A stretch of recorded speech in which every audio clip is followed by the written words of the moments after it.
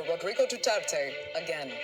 Supporters of the former president are furious to see him at The Hague, facing trial for crimes against humanity.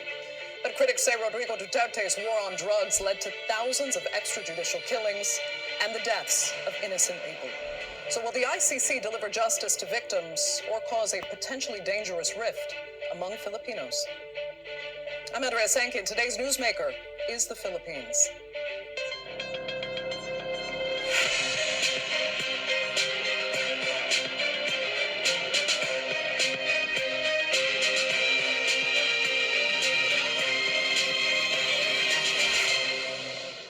Well, being tough on crime is controversial around the world, but few have been as brazen about it as Philippines' former president, Rodrigo Duterte. Once called the Punisher, he bragged about killing suspected drug dealers. By the Philippines' own estimates, some 6,000 people were murdered in Duterte's war on drugs. Human rights organizations actually believe it was tens of thousands. But Duterte's supporters, and there are many, say he did what was needed to reduce shocking crime rates in Philippine cities. And they say the only reason he's facing trial now is because he fell out with his former ally and current president, Bongbong Marcos. Here's a look.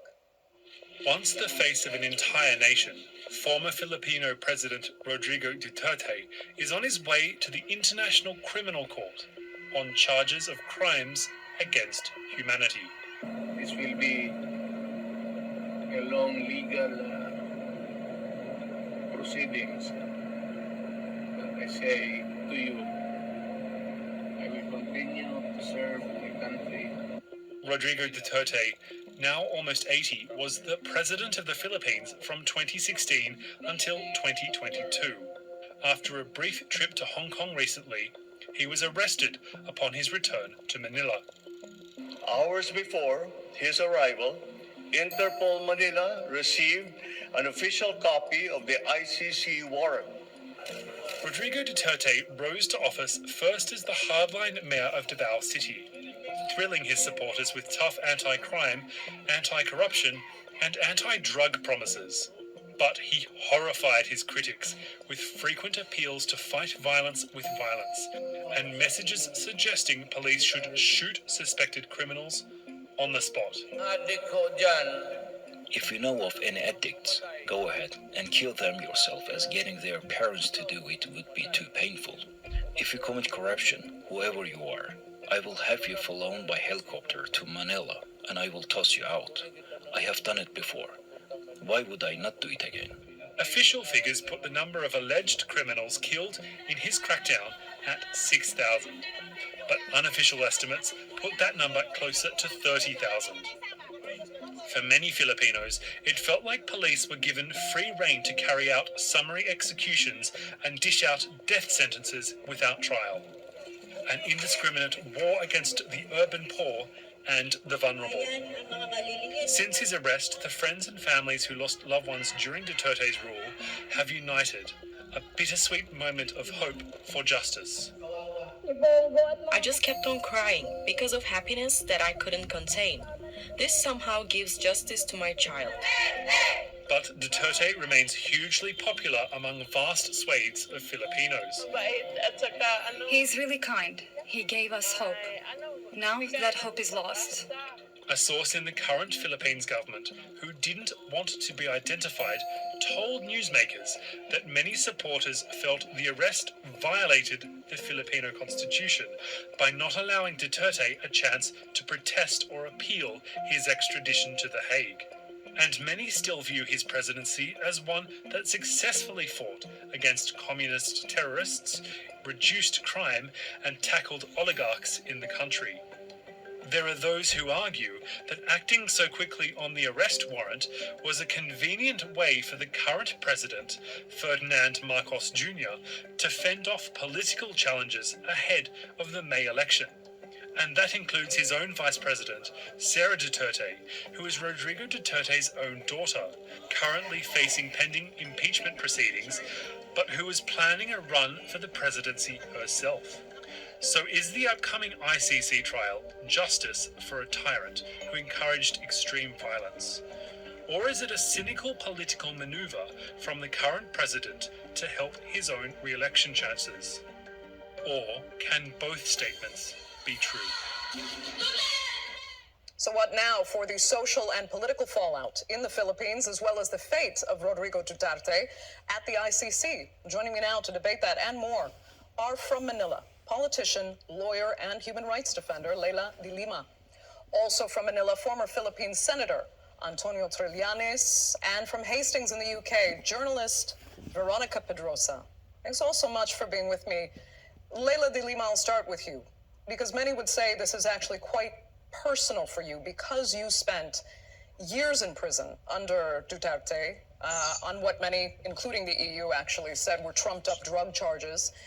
So what then do you make of his supporters who say this is all purely politically motivated and that he actually fought a much needed battle against crime in the Philippines to protect ordinary Filipinos? I absolutely disagree.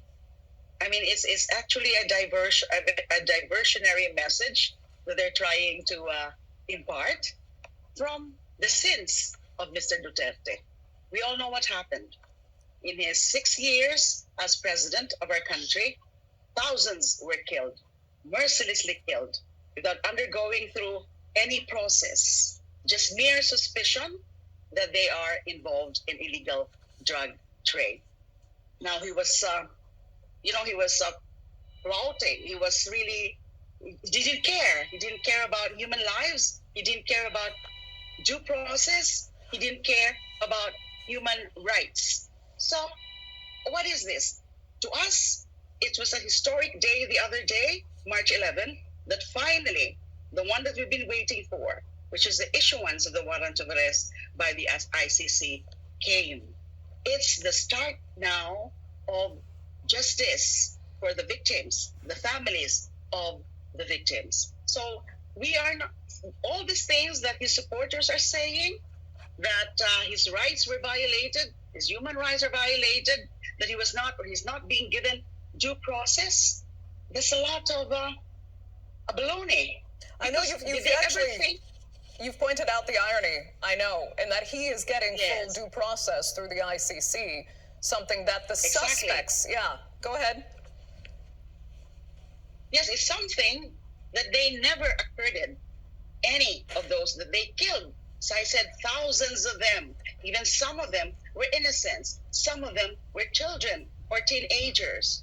And now they're crying violation of their rights. Where are those rights? Where is due process when they were doing that?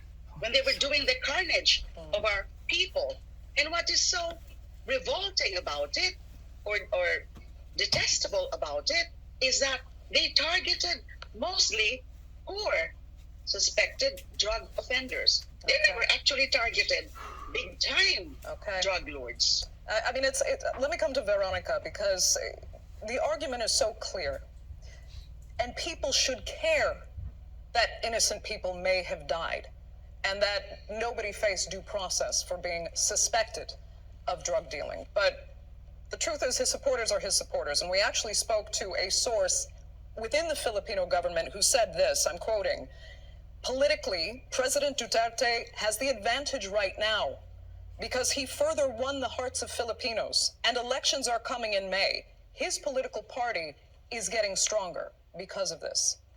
Is that to say his arrest could actually backfire on President Marcos because Filipinos care more about what he did to fight crime than potentially those who suffered for it? Absolutely not. And I would actually like to raise the questions of asking why this is happening now and who it benefits. I see the developments of the last few days within the context of the nature of Philippine politics and society. While I am no fan of Duterte and the murderous regime that he presided over, and I lobbied through a human rights organization called the ASEAN Parliamentarians of Human Rights for the release of Senator Leila de Lima, who was unfairly incarcerated and the only parliamentarian who was incarcerated in the whole of the region, apart from those who were incarcerated subsequently in the Myanmar coup. It was a shame upon the Philippines during that time. But I also look at it from the context of having been an exile from the Marcos regime as well. This, for me, is about the feud of dynasties. You know, there's political science books, a very famous political science book that's called The Anarchy of Families. And this is what I see at play. That is not to say that this is not a fabulous outcome for accountability for criminals in the world. But it is also, for me, an indication that the ICC, the International Criminal Court, is only as strong as the politics behind any given case. Interesting. So it almost sounds like the right thing happening, even if for, nefarious reasons, for political reasons.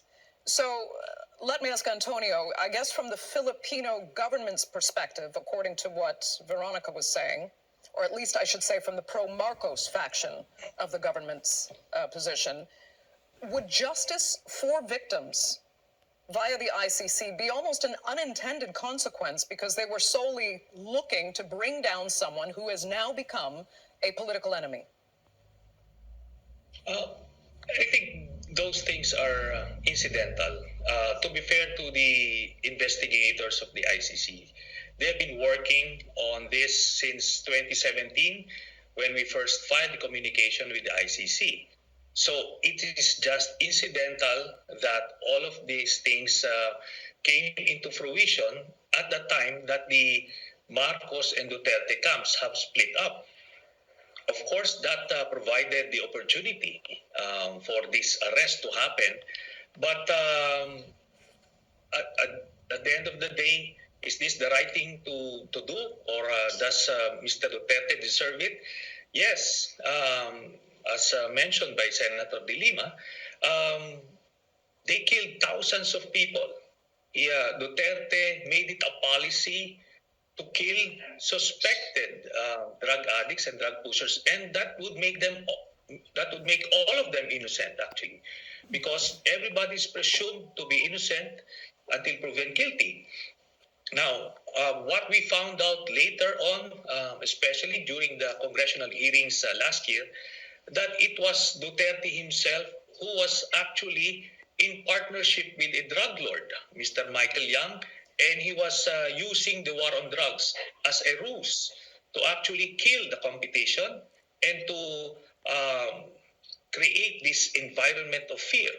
That it was effective in the sense that the different sectors were so afraid to make him accountable for anything. I have to ask Veronica why you seem to disagree so much with that analysis, just by reading your facial expressions.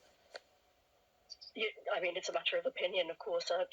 Senator Trindanis is coming at this from a completely different view, but I find it ironic that somebody who tried to grab power in attempted coups, Senator Trindanis, is now speaking in favor of the rule of law.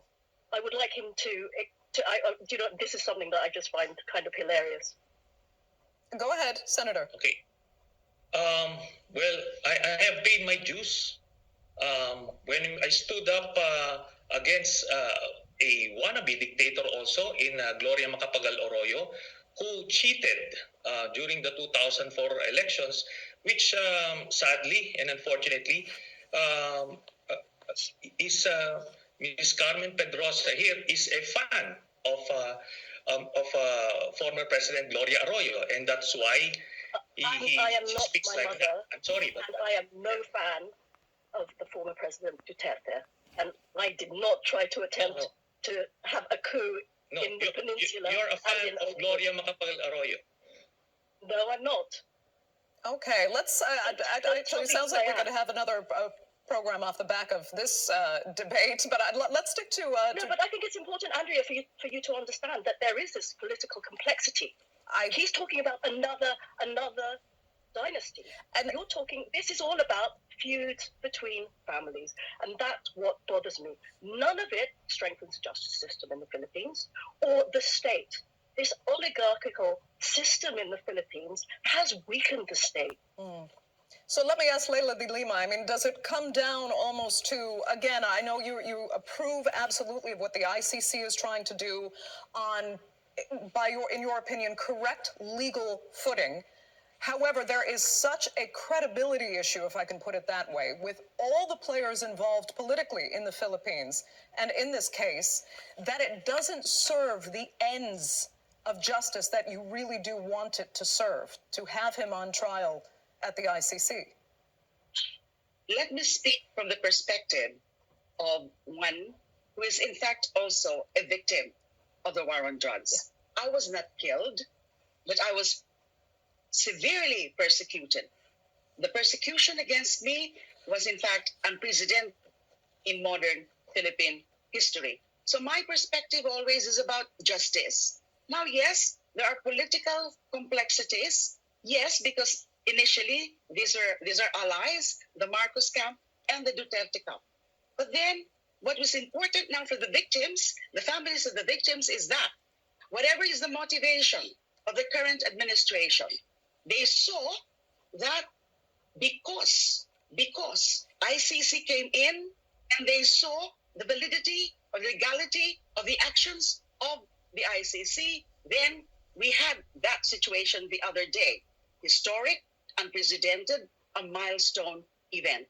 Yes, there are political factors. Yes, there are political complexities. But if I have to say, in my, as I said, from the perspective of the victim of Mr. Duterte, because it was clearly a case of political and personal vendetta against him, because I was already running after him as early as in 2009, when I was the chairperson of the Commission on Human Rights, when all of these killings attributed to the Davao Death Squad under the leadership of then Mayor Rodrigo Duterte were happening.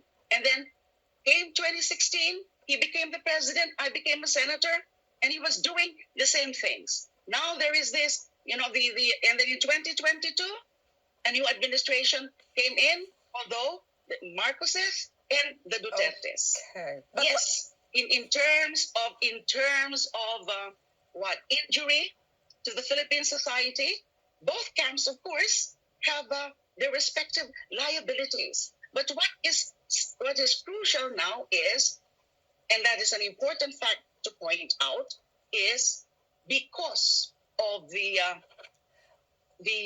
decision of the Marcos administration to defer to the jurisdiction of the ICC, and that is why it Understood. happened. It happened.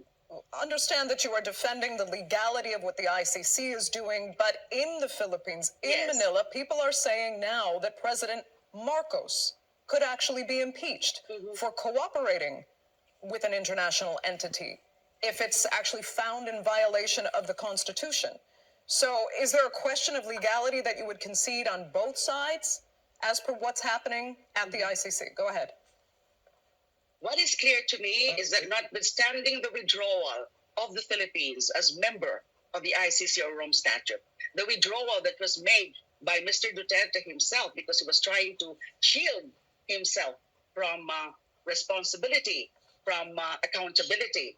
What is clear to me is, because that is what is stated in the Rome Statute, that is also what was decided upon by a Supreme Court decision, Philippine Supreme Court decision in 2021, a unanimous decision saying that notwithstanding the withdrawal of our country as member of the Rome Statute and of the ICC retains jurisdiction over the crimes that were committed at the time that the Philippines was still a member. So it's clear to me. And we have also a domestic law. We're not just talking about the Rome Statute, an international treaty. A domestic law, Republic Act 9851, the law on acts against international humanitarian law. It's also clear there that the local authorities, the domestic authorities, can defer to the jurisdiction of the ICC and can in fact surrender the subject of the investigation and the prosecution to the ICC. Well, So that is very clear to me as a lawyer. We'll see if it goes any further than in Filipino courts, as per the arguments that Duterte supporters have made. But let me ask Antonio, you know, Duterte is called, obviously, the Trump of Asia. And we saw in the case of Donald Trump in the United States what millions of people so clearly thought was a horrendous crime committed on January 6th. They called it an insurrection. We saw eventually those people freed to cheers from Trump supporters. And in the end, people felt all the efforts made to keep justice on track, I'll put it that way, all did backfire in favor of a politician they thought would never come back to office. Do you fear this could be the same setup now for Rodrigo Duterte? Based on the trajectory, yes, I may see a lot of parallelisms between what's happening in the U.S. right now and in here. Specifically, the daughter of Mr. Duterte, Sara Duterte, is the vice president. And that leads to your earlier point. The people who are claiming that Mr. Marcos should be impeached are it's self-serving, and they don't represent the majority of the Filipino people. Based on our internal survey, 70% of the Filipinos are either apathetic about the arrest of Mr. Duterte or are in agreement of the arrest. So it's by no means the majority. Now, it may happen also here if only there is no impeachment case against Vice President Sara Duterte. And we feel confident. We also filed that impeachment case along with Senator De Lima against Sara Duterte, which would happen very soon, in July, to be specific. And if she gets convicted, then there is no way that the Dutertes would ever return to power. Okay. Veronica, we're down to our last few minutes. Yeah, go ahead. I mean, how confident are you, Veronica, that this won't descend into similar chaos that we saw, for example, in the case of the United States, especially with Sara Duterte still very angry about what's happening and her role politically right now? You know, I wouldn't see the United States as necessarily a model that the Philippines could follow. But what I would like to say is that the story is not over. Across the Philippines, it's like people are reaching out for the popcorn to see what happens next in the family-on-family drama. This is not over. We have elections this year, and then there are presidential elections coming up soon as well, subsequent to that. And to me, that is a very important part of what will inform the way that this story unravels. I mean, I think that the so-called popularity of President Duterte is overblown. I think there was fear and there was a lot of support for the fact that there was somebody doing something about law and order. But I don't think that I cannot give credence to Bongbong Marcos, whose family created this society of impunity historically that allowed Duterte to come in and do whatever he wants. And now they're deciding that it is politically convenient and for them to get rid of another family that is competing with them. And it is possible for that to be the case, as well as for international justice to be brought against the Duterte regime.